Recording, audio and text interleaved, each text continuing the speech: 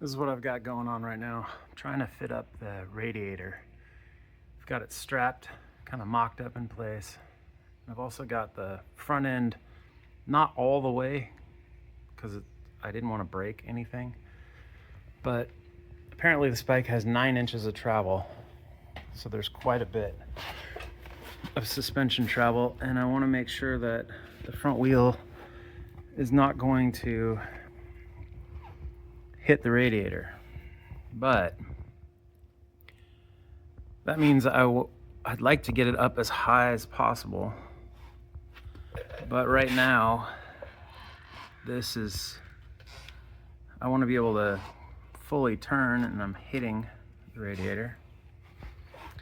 Also, the fan, which I really want to keep, is very, very close to the exhaust manifold. Like, not enough room to put a heat shield in there.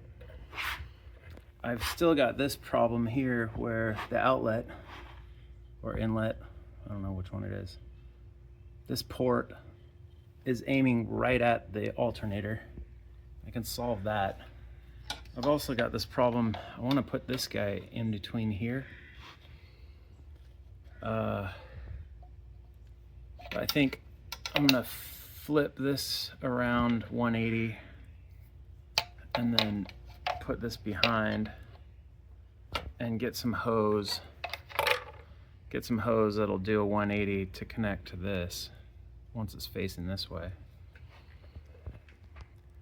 When I was mocking this up, I took the radiator and I set it on here just to set it down, and I realized it actually fits on top of the motor here, which could work, but it might just boil my fuel tank. I'm not really ready to make that move because I would probably have to take the fan off to clear the engine here. And that got me thinking, well, shoot, I might have to just delete the fan, because that would give me, I could probably lower it down enough to clear this radiator. I could probably move it back another inch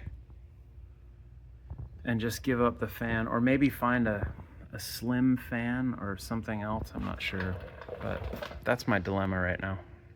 Why does it take so long to build a custom motorcycle?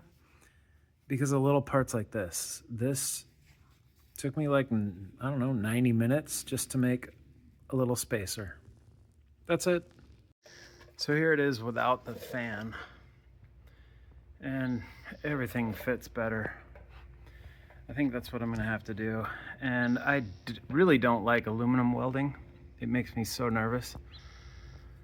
But I wish I would have thought about this more, because I need to change this so that it aims back here. And then I'll put this filler cap back there.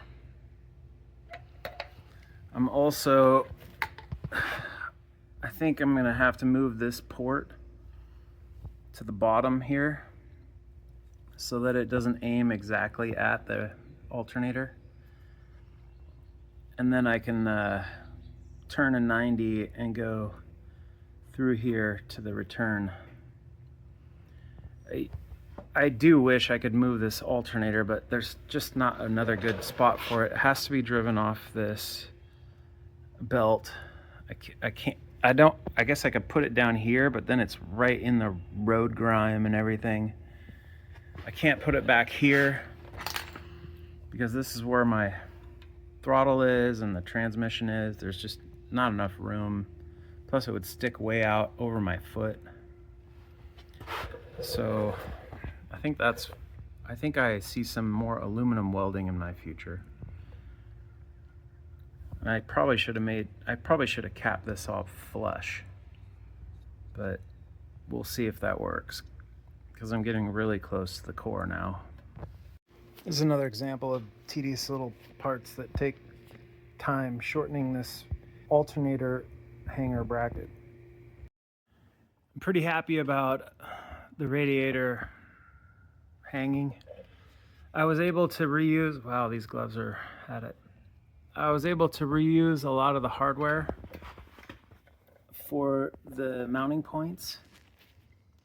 I gave this guy a turn and gave this a 180.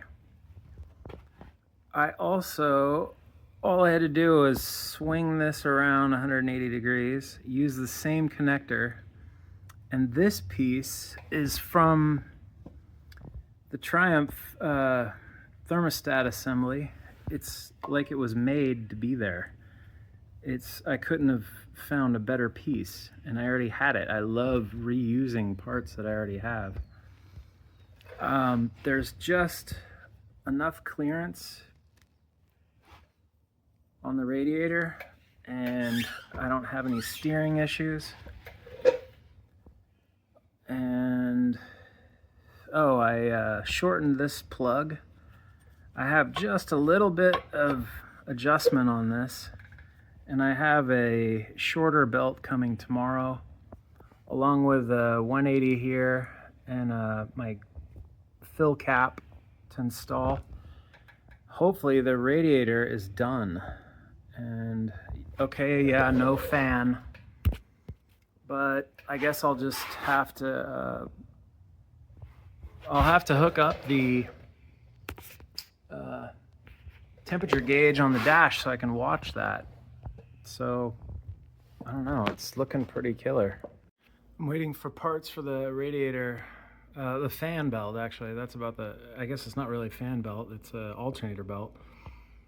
But while I was waiting, I decided to put the chains on the primary and final drive. I couldn't remember final drive before. But larger sprocket, there's a 48 tooth sprocket in the back. And what I was really concerned about is this clearance here with a fresh chain on. I've got it not banjo tight, but pretty tight here. I've got, we'll see about the correct tension there, but it just looks the part now. And the radiator's all buttoned up as well. I got this little 180 piece and cut off the extra and used it for this connector here. And I'm pretty happy with the outcome of that. If I had a correct size belt right now, I'd like to fire this thing up. It hasn't been run in a couple months now.